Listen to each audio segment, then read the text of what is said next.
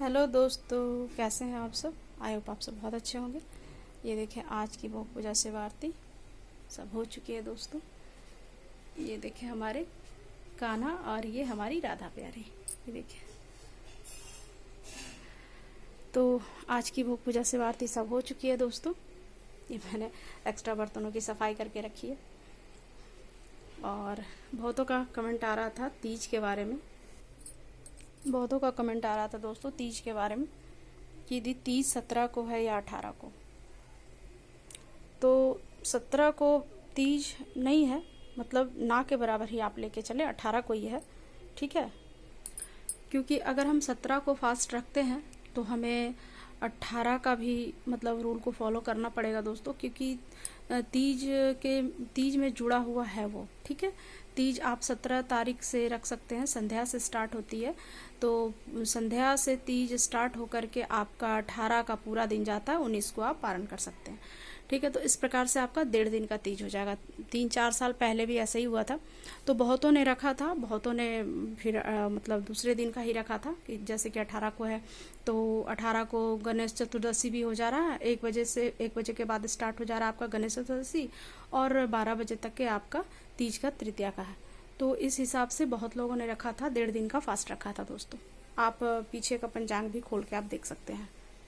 तो उसमें भी 1-2 का कमेंट था कि दी अगर हम 18 को करेंगे, तीज का व्रत 18 को करेंगे अगर, तो 18 को किस समय पूजा करना है। तो देखिए, आप सुबह में भी पूजा कर सकते हैं, शाम में भी कर सकते हैं। मतलब बहुत ये होता है तो हम कभी कभी सुबह में भी 1 बजे से पहले आप 12 बजे से पहले आप पूजा कर सकते हैं तीज का, ठीक है। और फिर संध्या के समय भी कर सकते हैं आप। और जो गणेश जी बैठाते हैं तो वो 19 को ही लाएंगे, ऐसे 18 को भी आप ला सकते हैं, ला के उन्हें स्थापित कर सकते हैं। बाकी बहुत लोग हैं जो मंडप वगैरह में, पंडाल में जो बैठते हैं तो वो 19 को ही आते हैं, क्योंकि वहाँ पे 1.5 दिन का, कभी 2.5 दिन का होता है। मैं भी 1.5 दिन का ही गणेश चतुर्दशी रखती हूँ। तो कोई 1.5 दिन का रखते हैं, कोई 2.5 दिन का रखते हैं, कोई बिल्कुल पूरे ही 14 दिन का रखते हैं। तो अपने सामर्थ्य के हिसाब से वो व्रत को, गणेश चतुर्दशी का भी व्रत रखते हैं और बहुत अच्छे से धूमधाम से रखते हैं। तो पंडालों में जो आता है तो वो 19 को ही आएगा, लेकिन घर में आता मैं तो 18 को ही ले आऊँगी।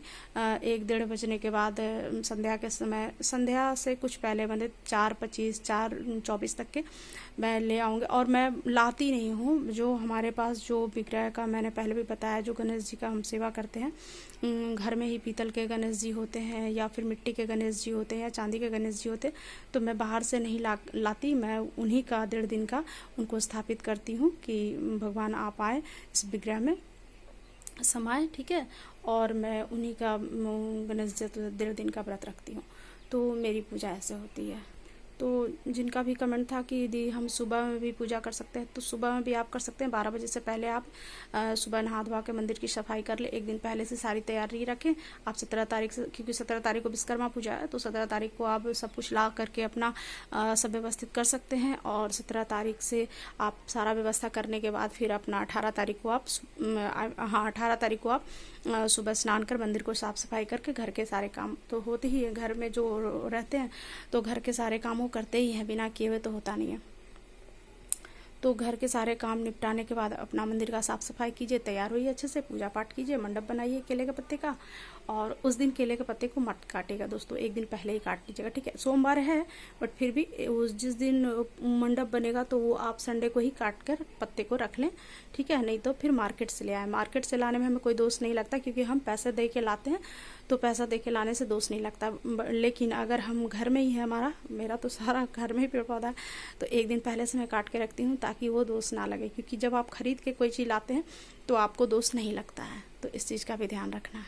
तो उस दिन केले के पत्ते को ना काटें। बेलपत्र मंडे है तो बेलपत्र को भी, बेलपत्र शिवलिंग भी बनाते हैं, क्योंकि तीज पे हमेशा पार्वती जी बालू का शिवलिंग को बना करके पूजा करती थी। तो आप मिट्टी का बनाइए, बालू का बनाइए। मेन विसर्जन का कुछ आपको होना चाहिए, कुछ रखना चाहिए, क्योंकि देखिए हमारे पास जो है विग्रह, क्योंकि विसर्जन का भी कुछ होना चाहिए। विसर्जन करने का नियम होता है। हमारे पास जो विग्रह है ये देखिए मार्बल के हैं, शंकर पार्वती जी। तो मैं तो मिट्टी का अगर विसर्जन करना रहता है तो मार्केट से मैं मिट्टी का भी ले आती हूँ। ये तो कभी कभी टाइम होता है तो घर पे भी मैं बनाती हूँ। तो इस प्रकार से है, ठीक है। तो आप मूर्ति है आपके पास, फोटो है आपके पास, तो रख के आप पूजा कर लें। और फिर एक वो शिवलिंग का क्या बोलते हैं, मिट्टी का या बालू का आप शिवलिंग वहाँ बीच में स्थापित कर लें। तो उस प्रकार से आपका सुबह विसर्जन का भी नियम हो जाएगा, प्रोसेस हो जाएगा, और आपका पूजा भी हो जाएगा। तो कोई भी चीज़ जब हम खरीद के लाते हैं तो हमारा दोष हमको दोष नहीं लगता, ठीक है। जब हम पैसा दे के लाते हैं, जैसे कि पंडित से अगर हम पूजा करवाते हैं, उनको दक्षिणा नहीं देते हैं हम, तो हमारे पास हमको वो पूजा नहीं लगता है। तो हर चीज़ में दक्षिणा भी चढ़ाना मंदिर में भी बहुत ज़रूरी होता है, क्योंकि बहुत कुछ जितना कुछ रहता है भगवान के पूजा पाठ में, उतना सब कुछ सामर्थ्य नहीं है इंसान का, कितना भी बड़ा आदमी हो, कुछ न कुछ रह ही जाता है। इसलिए दक्षिणा चढ़ाया जाता है कि भगवान ये दक्षिणा उस चीज़ की पूर्ति करेगा, और मैं कुछ नहीं ला पाई हूँ तो आप उसमें उसको क्षमा करें और इस दक्षिणा से उस चीज़ की पूर्ति करें। तो इसलिए भी दक्षिणा चढ़ाया जाता है। आप 11, 21, 51, 108 जितना भी दक्षिणा चढ़ाना चाहे आपके सामर्थ्य के हिसाब से है, आप चढ़ाएं, और दक्षिणा जरूर ही चढ़ाएं। दक्षिणा चढ़ाए बिना कोई भी पूजा संपूर्ण भी नहीं होता है, और हर चीज़ का आप मतलब कि क्या बोलते हैं उसको, सामर्थ्य नहीं होता इंसान को भगवान के लिए लाना, ठीक है। तो इसलिए दक्षिणा चढ़ाना बहुत ज़रूरी होता है। तो आप जब भी घर में तीज का व्रत करें, एक दो का कमेंट भी था कि दी अगर आस पड़ोस में होता है तो हम लोग एक ग्रुप में जा कर के ही पूजा करते हैं, तो कोई बड़ी बात नहीं। बहुतों का ये भी कमेंट था कि दी हम फास्ट नहीं कर पाते, सिर्फ पूजा ही कर लेते हैं, तो वो भी बहुत बड़ी बात है।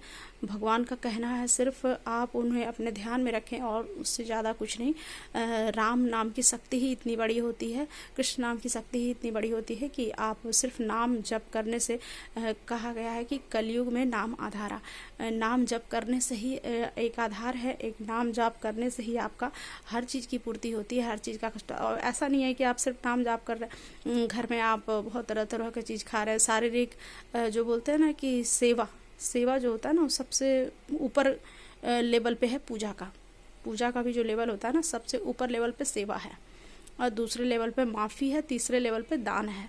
तो पूजा का भी सिर्फ ये नहीं कि आप सिर्फ घंटी डुला रहे हैं, वैसा नहीं है। आप पूजा का मतलब है कि किसी का आप मंदिर में अगर दीपक नहीं जला रहे हैं, कोई बात नहीं, कोई भूखा खड़ा है उसे आप भर पेट खाना खिला दे रहे हैं, जल पिला दे रहे हैं, कोई वस्त्र दान कर दे रहे हैं, वो आपका सबसे बड़ा पूजा होता है। तो इसलिए सबसे ऊंची श्रेणी पे रखा गया है पूजा का सेवा, ठीक है।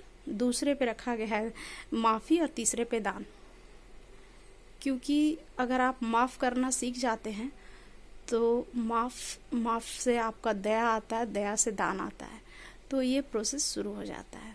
तो बस ठीक है।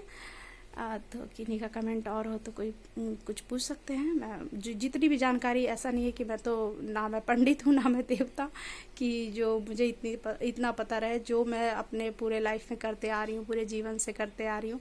तो जो चीज़ मेरे साथ होता है, जिस चीज़ का मेरे पास अनुभव है, मैं बस वही शेयर करती हूँ, ये ना कि किसी के बोले, किसी के कहे पे। तो अगर मेरे सामर्थ्य में होगा जानकारी तो मैं दूंगी, ठीक है। तो बाकियों का क्वेश्चन का आंसर मिल गया दोस्तों। मेरी तरफ से सबको राधे राधे, और तीज की अच्छे से तैयारी करें, ठीक है। ये देखिए आज की भोग पूजा शिव आरती हो चुकी है। राधे राधे।